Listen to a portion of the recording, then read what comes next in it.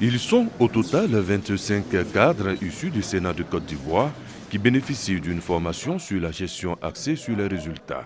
Une méthode moderne de gestion transparente conçue par le ministère de la Promotion de la Bonne Gouvernance et de la Lutte contre la corruption et mise en œuvre par le programme Pays de renforcement de capacités PPRC. Mesdames et messieurs, la gestion axée sur les résultats se présente comme un moyen d'améliorer l'efficacité et la responsabilité de la gestion en faisant participer les principaux acteurs à la définition des résultats escomptés, en évaluant les risques, en suivant les progrès vers l'atteinte de ces résultats, en intégrant les leçons apprises dans les décisions de gestion et les rapports sur le rendement. Appliquée par une institution, elle lui permet de veiller à ce que ces procédures, produits et services contribuent à la réalisation de résultats clairement définis et offrent, de ce fait, un cadre cohérent de planification et de gestion stratégique en améliorant l'apprentissage et la responsabilité. Une opportunité réelle pour le Sénat qui fait de la bonne gouvernance son cheval de bataille. Le Sénat de la République de Côte d'Ivoire, sous l'impulsion de son président, son Excellence Jano Aoussou Kouadio, s'est donné pour objectif d'être une institution performante et dynamique au service des Ivoiriens, à travers une gestion moderne de son administration.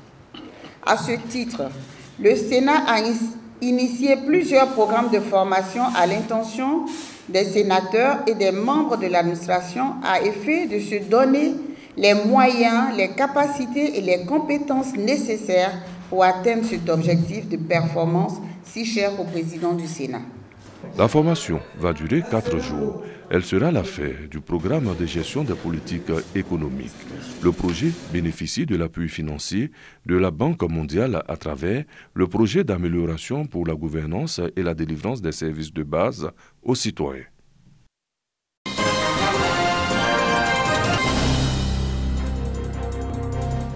L'horloge tourne et il n'y a pas de temps à perdre.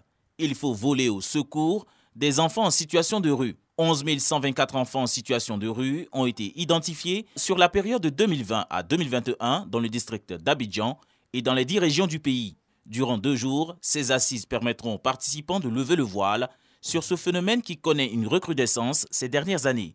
L'initiative est du programme de protection des enfants et des adolescents vulnérables. Les enfants en situation de rue sont laissés pour compte. Dans le monde entier, trop d'enfants vivent ou travaillent dans les rues.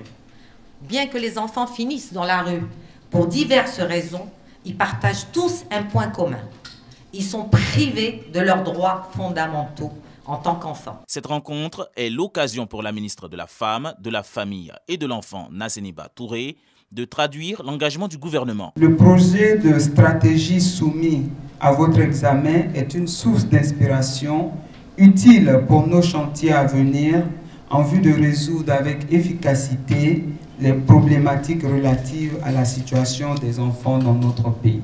Ces pistes de réflexion ainsi que les recommandations pertinentes que ce projet propose devraient permettre de consolider les actions entreprises par le gouvernement. Les actions telles que le renforcement d'instruments juridiques de protection de l'enfant, mais également et surtout celles plus concrètes en faveur des enfants, de la femme et de la famille qui constituent à nos yeux un tout indissociable. De nombreux défis restent à relever afin de donner aux enfants leur entière dignité. En 2016, l'on enregistre 879 000 enfants en âge de scolarisation vivant dans les rues, des statistiques rapportées par l'ONG Save the Children.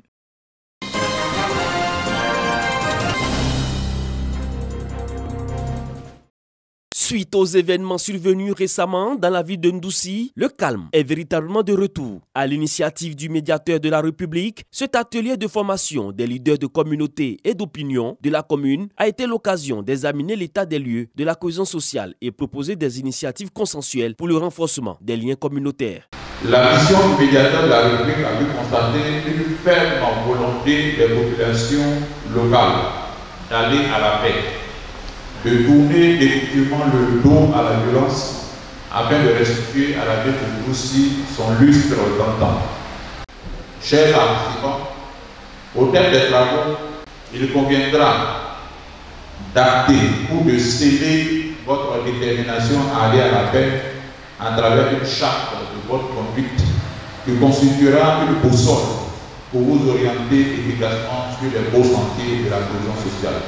Cette rencontre constitue la deuxième phase du processus de conciliation et du rétablissement du vivre ensemble. Les résolutions permettront la communication, l'échange d'informations et surtout d'évaluer le niveau de paix. Les participants ont adopté un esprit de famille et de collaboration durant ces rencontres qui augurent de l'espoir pour le maintien de la cohésion sociale en Ndouci.